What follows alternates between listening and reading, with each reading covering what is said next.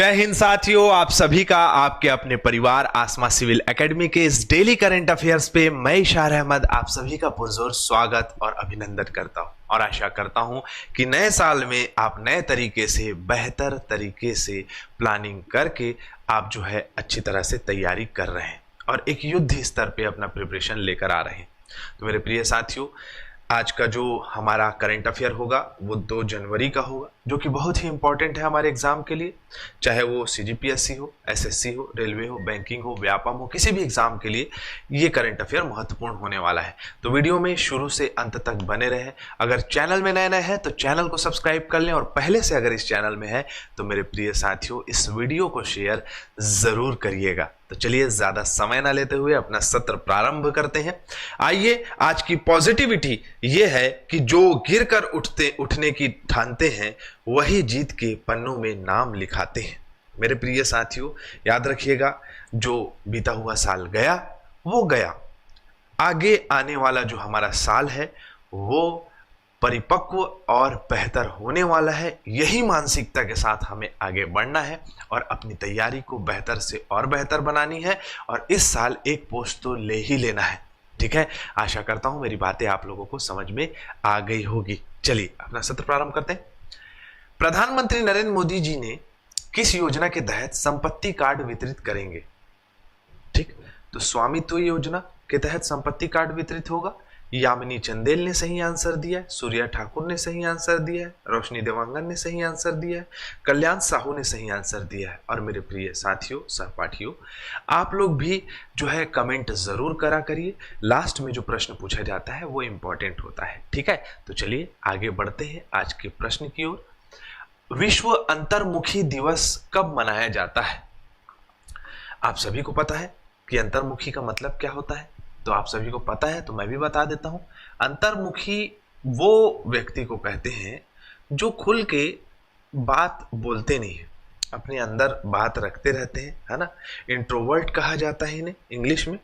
तो इनके लिए इनमें जो है जागरूकता पैदा करना और इनको प्रोत्साहित करना, इनको आगे बढ़ाने के लिए ये वैश्विक स्तर पर दिवस मनाया जाता है।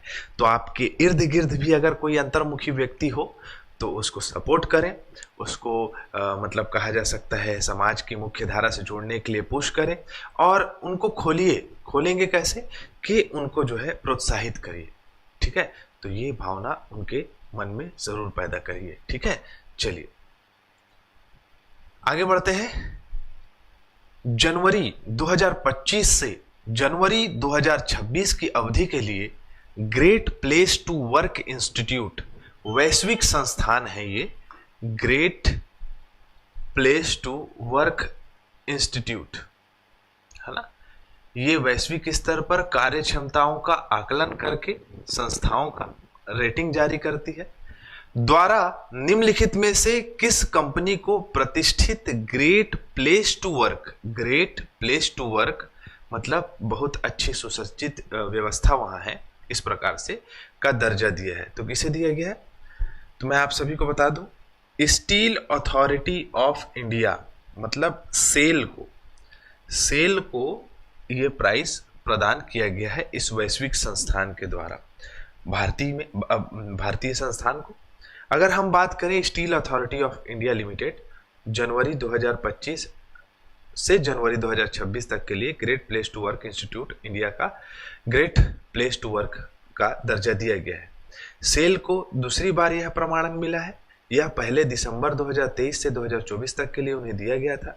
अपनी ऊर्जा संरक्षण की मतलब प्रणाली जो इनका पद्धति है वो बेहतर है ना।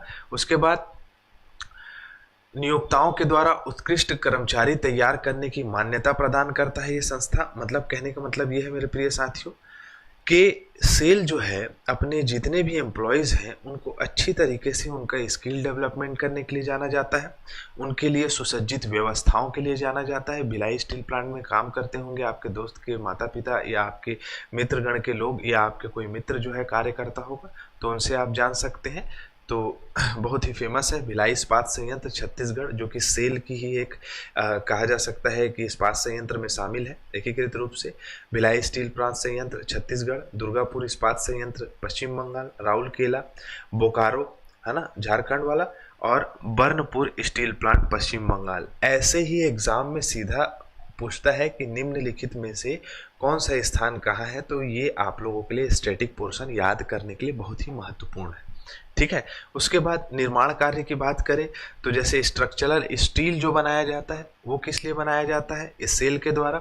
भवन निर्माण, पुलों, अन्य संरचनाओं को उपयोग करने के लिए स्ट्रक्चरल स्टील मतलब कि ऐसे स्ट्रक्चर तैयार करना जिससे कि जो है मतलब आपका भवन निर्माण हो सके, पुलों का निर्माण हो सके। प्लेट्स जो है जहाज निर्माण के लिए, बॉयलर बनाने के लिए, है ना, इसके लिए। रॉड निर्माण उद्योग और साथ ही साथ भवन निर्माण के लिए भी कार्य होता है। वायर विभिन्न उद्योगों के में उपयोग किया जाता है, वायर जो है ना। तो ये सब सारी चीजें सेल बनाती है। ठीक है। चलो अगला है मिशन स्पारडेक्स के संदर्भ में निम्नलिखित में से कौन सा कथन सही है।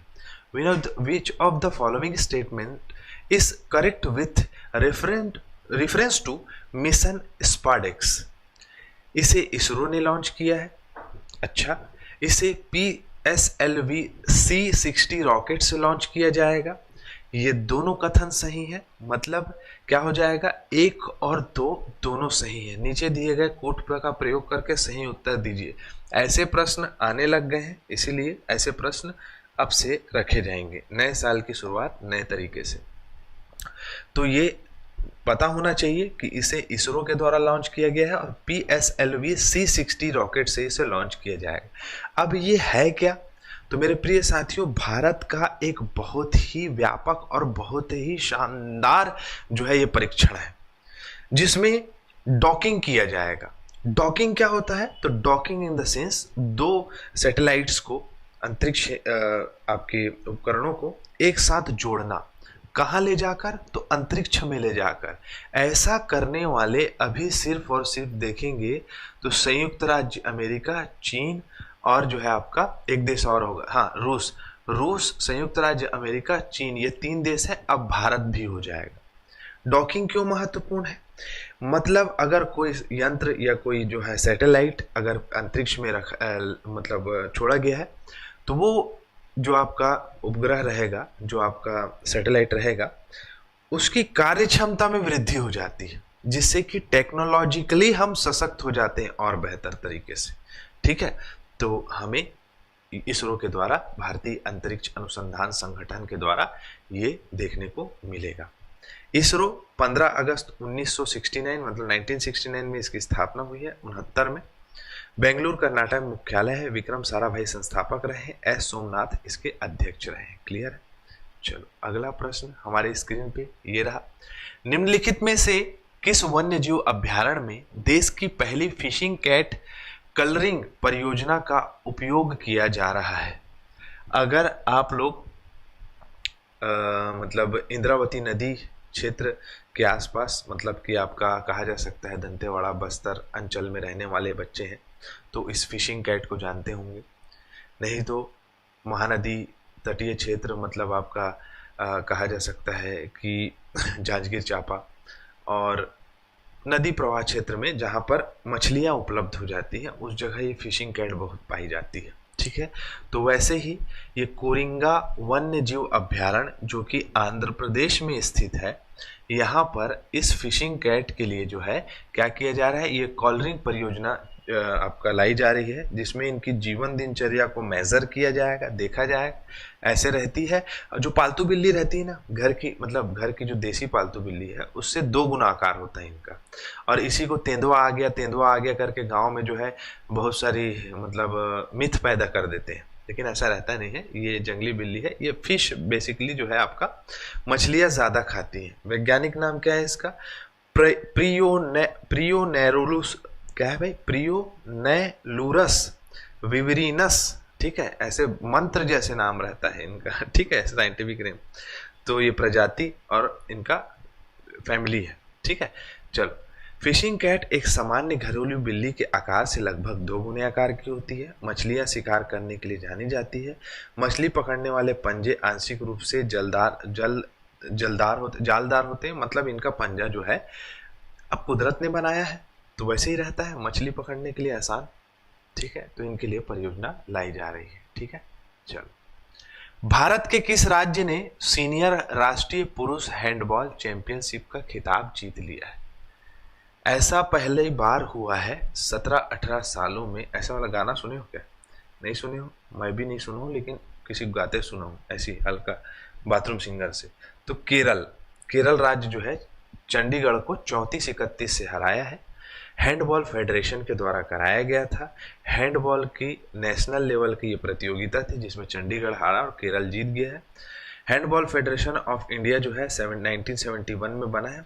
जगत सिंह चौहान इसके संस्थापक हैं। 15 जून 1972 को रोहतक हरियाणा में पंजाब में संशोधन अधिनियम 1957 द्वारा संशोधित सोसाइटी पंजीकरण अधिनियम 1960 के तहत पंजीकृत किया गया है। हैंडबॉल खेले हो कभी? नहीं खेले हो, कोई बात नहीं, बहुत थोड़ा टिपिकल रहता है लेकिन बहुत अच्छे गेम है, मैं खेला हूँ। निम्नलिखित में से किस देश ने दुनिया की सबसे तेज हाई स्पीड ट्रेन का प्रोटोटाइप पेश किया है? प्रोटोटाइप मतलब कि वैसा ही मॉडल मान सकते हो। बोलता है कि 400 किलोमीटर प्रति घंटे की रफ्तार से ये चलेगी। ठीक है, तो चीन ने ये प्रोटोटाइप पेश किया है, मॉडल पेश किया है, और ये मॉडल जो है आपको दिखाई दे रहा है। इसकी ऊर्जा दक्षता काफ़ी अच्छी है। बहुत सारी व्यवस्थाएं की गई है इस ट्रेन में, लाइक जो है व्हील चेयर की व्यवस्था है इसमें। वंदे भारत ट्रेन में बैठे हो, ठीक है, उसी का ही बड़ा भाई है मान के चलो। ठीक है, वैसे उसका बड़ा भाई नहीं हो सकता, उसका छोटा भाई है जो कि तेज है, ये मान सकते हो। तो वैसे ही ट्रेन बनाई है। 400 किलोमीटर जो है प्रति 450 घंटे किलोमीटर 450 किलोमीटर प्रति घंटे की रफ्तार से ये दौड़ सकता है। ठीक है, अब वैश्विक स्तर में इसको बेचेगा। चाइना का माल है, चला तो चांद तक, नहीं तो शाम तक। निम्नलिखित में से किसे सीआरपीएफ का नया महानिदेशक बनाया गया है? तो क्या नाम है इनका? वितुल कुमार। सीआरपीएफ का इन्हें महानिदेशक बना दिया गया है। याद रखिएगा, कांस्टेबल भर्ती वाले अगर परीक्षा दे रहे होंगे तो गृह मंत्रालय ने वितुल कुमार को केंद्रीय रिजर्व पुलिस बल मतलब सीआरपीएफ का कार्यवाहक निदेशक नियुक्त किया है। ठीक है, रिजर्व पुलिस बल की बात करें तो नई दिल्ली में मुख्यालय है। 27 जुलाई 1939 को इसकी स्थापना हुई है। भारतीय संसद के संसद स्थापक है, इसका संस्थापक है। वितुल कुमार आईपीएस महानिदेशक है। ठीक है, सीआरपीएफ कहा जाता है संक्षिप्त रूप से। नियुक्ति से संबंधित प्रश्न। अब फटाफट रिवीजन कर लेते हैं। वैश्विक परिवार दिवस 1 जनवरी को मनाया जाता है। काम्या कार्तिकेयन जो है सबसे कम उम्र की 7 चोटियों मतलब 7 महाद्वीपों की 7 चोटियों में चढ़ने वाली बच्ची बन गई है, मतलब महिला है। ठीक है, गुजरात। हाल ही में भारत के किस राज्य में स्वार मतलब speech and written analysis resource चालू किया गया? तो गुजरात में। बोट कंपनी जो है वो डिपीट के साथ जो है क्या कर ली है? समझौता कर ली है, और जो है जमीनी स्तर पर बोट के सामान बेचेगी। गैस टरबाइन अनुसंधान प्रतिष्ठान के द्वारा जो है कावेरी टर्बोफैन इंजन का उड़ान के दौरान परीक्षण के लिए मंजूरी दी गई थी, जो कि गैस टरबाइन अनुसंधान प्रतिष्ठान के द्वारा निर्मित किया गया है। अमिताभ चटर्जी जो है जम्मू एंड कश्मीर बैंक के एमडी और सीईओ बन गए हैं। भूटान में 18वां हाथी, नेपाल होगा ना, भूटान हो गया वहाँ पास, नेपाल कर लीजिएगा, गलत लिखा है ये, नेपाल होगा इसका आंसर। ठीक है, इसको ध्यान दीजिएगा। नेपाल में ये महोत्सव मनाया गया था, 18वां हाथी एवं पर्यटन महोत्सव। ठीक है, चले आगे। आरबीआई ने वित्त क्षेत्र में एआई के जिम्मेदार और एवं नैतिक इस्तेमाल के लिए 8 सदस्यीय समिति का गठन किया है। इस समिति के अध्यक्ष कौन है? बताओ फटाक से।